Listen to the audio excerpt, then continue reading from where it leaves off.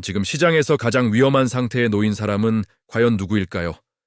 쏟아지는 극과 극의 정보 속에서 나만의 기준을 잃어버리고 매일 아침 뉴스 헤드라인의 감정을 내맡긴 채 완전히 멘탈이 붕괴된 사람입니다. 최근 트럼프 대통령은 5일간 공격을 하지 않겠다고 선언했던 것을 다음 달 6일까지로 다시 미뤘습니다. 겉으로만 보면 휴전을 하겠다는 뜻으로 읽힙니다.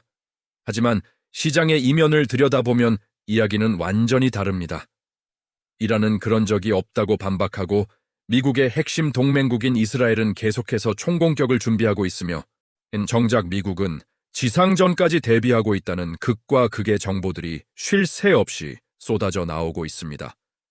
그래서 오늘 우리는 도대체 이 정보의 홍수 속에서 무엇을 진짜 신호로 봐야 하는지, 트럼프는 왜 4월 6일까지 공격을 멈춘 것인지, 그리고 4가지 시나리오를 철저하게 파헤쳐 보겠습니다. 먼저 지금까지 무슨 일이 벌어진 것인지 타임라인부터 팩트로 짚고 넘어가겠습니다. 3월 21일 트럼프는 48시간 안에 호르무즈 해협을 개방하지 않으면 발전소를 초토화하겠다는 최후 통첩을 날렸습니다. 그날 브렌트유는 무려 $114를 돌파하며 시장 전체가 공포에 질렸습니다. 그런데 48시간이 지나자 공격은 없었고 대신 5일간 공격을 유예하겠다는 발표가 나왔습니다. 그러자 브렌트유는 하루 만에 10.9% 폭락하여 $99대로 주저앉았습니다. 그리고 3월 26일 미국 시간 기준 4월 6일 오후 8시까지 공격을 10일 더 추가로 연장하겠다고 발표했습니다. 48시간, 5일, 그리고 10일. 뻔한 패턴이 보이지 않으십니까? 월가에서는 이 패턴을 타코타코라고 부릅니다. Trump always chickens out. 강경하게 위협하다가도 시장이 흔들리면 슬쩍 꼬리를 내리는 패턴을 의미하죠. 과거 중국 관세 유예, 멕시코 관세 철회 등 증시가 빠질 때마다 한 발 물러서는 모습을 수도 없이 보여주었습니다. 초보 투자자들은 이번에도 결국 타코 패턴으로 끝나리라 착각합니다. 하지만 중동 전장은 완전히 다른 차원의 문제입니다. 양측이 내민 요구 조건의 간극이 애초에 좁혀질 수 없는 수준이기 때문입니다. 미국의 15개 요구 조건을 보십시오. 이란의 핵능력 해체, 농축, 우라늄 전량, IAEA 인계, 주요 핵시설 해체와 호르무즈 해협의 완전한 자유통행 보장 등입니다. 한마디로 군사력을 다 포기하고 호르무즈 해협 통제권도 내놓으라는 뜻입니다. 그렇다면 이란은 무엇을 요구했을까요? 공격 및 암살 중단, 전쟁 재발 방지 장치, 피해 배상금 지급, 그리고 호르무즈 해협에 대한 이란의 주권 인정입니다. 여기서 가장 크게 충돌합니다. 미국은 완전 개방을, 이란은 자신들의 영해라고 맞받아치고 있어 양립이 불가능합니다. 더 심각한 본질은 이란이 미국을 아예 신뢰하지 않는다는 사실입니다. 이를 미국의 3중 기만 공작이라고 비판했죠. 협상을 내세워 국제 유가를 낮추면서 뒤로는 이란 남부지상 침공을 준비할 시간을 벌고 있다고 지적했습니다. 불신이 깊어진 이유는 지난해 협상 직후 미국이 군사 공격을 감행했던 뼈아픈 과거 때문입니다. 이란은 이를 철저히 학습했습니다. 이란군 대변인은 미국이 혼자 섀도우 복싱을 하듯 협상하고 있다며 헤이 트럼프, 넌 해고야 라고 대놓고 조롱까지 했습니다. 이런 상황에서 트럼프가 공격 유예를 선언하며 아주 큰 선물을 받았다고 대대적으로 자랑한 것이 하나 있습니다. 바로 유조선 10척이 호르무즈 해협을 통과했다는 사실입니다. 하지만 팩트를 뜯어보면 참담합니다. 이란이 2월 28일 해협 봉쇄를 선언하면서 전 세계 해상 원유 교역량의 20에서 25%가 꽉 막혀버렸고 현재 페르시아만에는 유조선 150척 이상과 컨테이너선 170척이 오도 가도 못한 채 발이 묶여 있습니다. 그런데 트럼프가 자랑한 것은 고작 유조선 10척 통과에 불과합니다. 타임스 오브 이스라엘조차 이번 통과 허용이 국제 유가 전반에 중대하고 장기적인 영향을 미칠 사안은 아니라고 단호하게 평가했습니다. 게다가 중국, 인도, 파키스탄 선박만 우선 통과시키고 정작 미국과 이스라엘 핵심 동맹국의 배는 절대 통과가 불가능하며 그 외 선박은 $200만 값비싼 통행료를 내야만 통과가 가능한 철저한 선별적 개방일 뿐입니다. 이제 시장 안쪽에서 벌어지고 있는 진짜 무서운 팩트로 시선을 옮겨보겠습니다. 트럼프의 발표 타이밍이 너무나 수상하여 현재 월가에서는 대놓고 고위급 내부자 거래 의혹을 제기하고 나섰습니다. CNN이 분석한 트럼프의 발표 타이밍 패턴을 보십시오. 2월 28일 토요일 새벽 2시 30분 이란 공습이 시작되었고 미국 증시 마감 후에 발표되어 월요일 아시아장은 무방비 상태로 폭락을 맞았습니다. 3월 22일 토요일 저녁에는 48시간 최후 통첩이 주말에 발표되어 역시 월요일 아시아장을 폭락시켰습니다. 그런데 3월 23일 월요일 오전 7시 5분에 나온 5일 유예 발표는 미국 증시 개장을 딱 2시간 앞두고 던져져 선물 시장을 급반등시켰습니다. 3월 26일 수요일 10일 추가 연장 발표 역시 나스닥이 조정에 진입한 직후에 절묘하게 등장하여 시장의 불확실성을 완화시켰습니다. 시장을 공포로 몰아넣는 강경 발언은 무조건 장 마감 후에 던지고 시장을 띄우는 완화 발언은 귀신같이 장 개장 직전에 던지고 있습니다. 가장 충격적인 사건은 3월 23일 발표 딱 15분 전에 벌어졌습니다. 파이낸셜 타임스 보도에 따르면 트럼프가 트루스 소셜에 글을 올리기 단 1분 만에 브렌트유와 WTI 선물 거래가 무려 6,200계약이나 체결되었습니다. 우리 돈으로 약 8,700억 원에 달하는 거대한 규모이며 평소 거래량의 6배가 넘는 수치입니다. 한 대형 헤지펀드 트레이더는 25년 동안 본 적 없는 비정상적인 거래라며 누군가 내부 정보를 미리 알고 엄청난 돈을 벌었다는 뜻이라고 잘라 말했습니다. 예측 베팅 플랫폼 폴리마켓에서도 이란 공습 타이밍을 정확히 맞춰 60만 달러를 번 계정이 등장했고 무려 93%의 적중률로 97만 달러를 벌어들인 익명 계정도 나왔습니다. 예측 시장에서 93%의 적중률은 결과를 미리 알고 있지 않는 한 불가능합니다.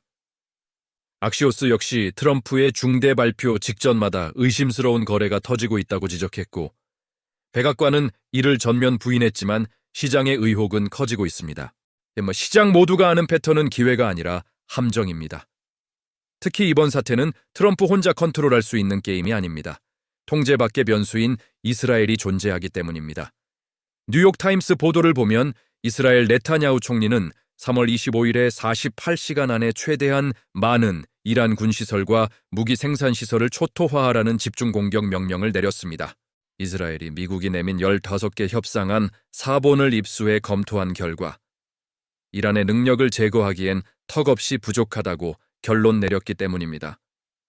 한마디로 미국이 적당히 타협하고 휴전의 문을 닫아버리기 전에 먼저 핵심 시설을 부셔버리겠다는 치밀한 계산입니다.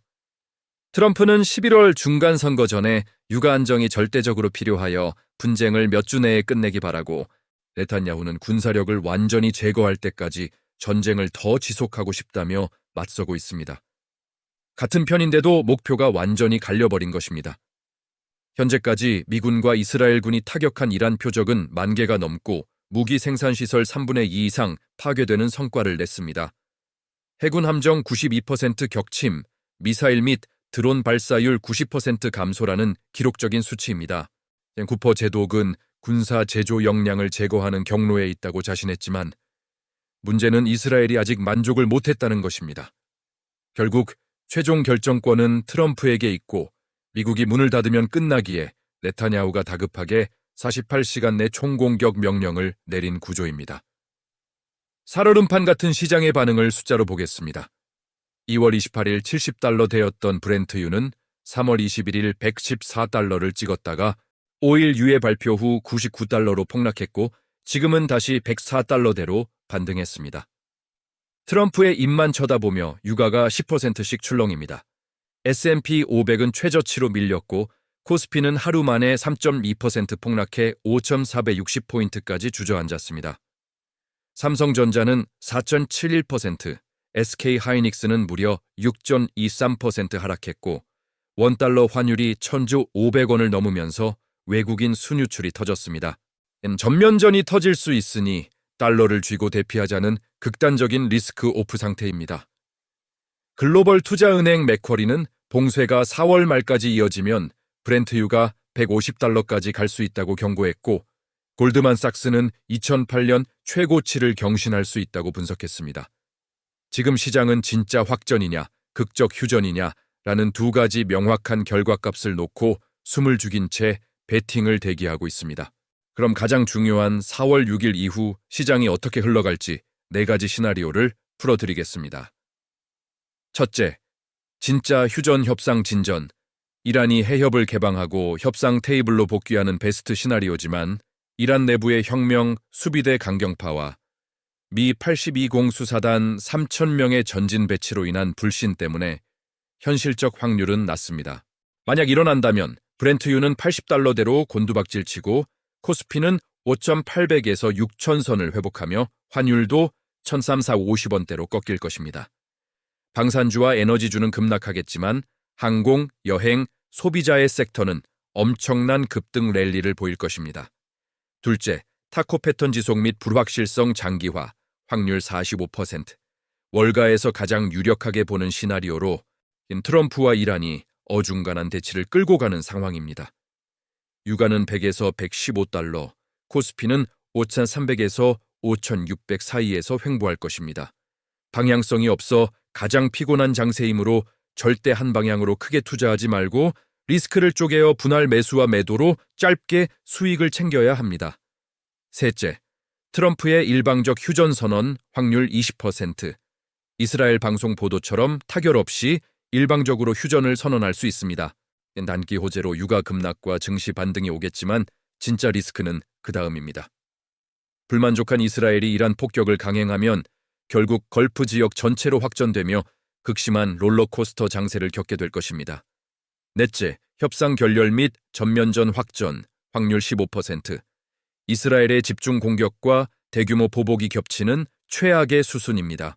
MB 82 공수사단이 24시간 내 적진의 낙하산으로 침투하는 등 통제 불능의 지상전으로 들어갑니다. 브렌트유는 130달러를 가볍게 넘고 150달러까지 뚫으며 코스피 5,000선 붕괴, 환율 1,550원 돌파가 기정사실화됩니다.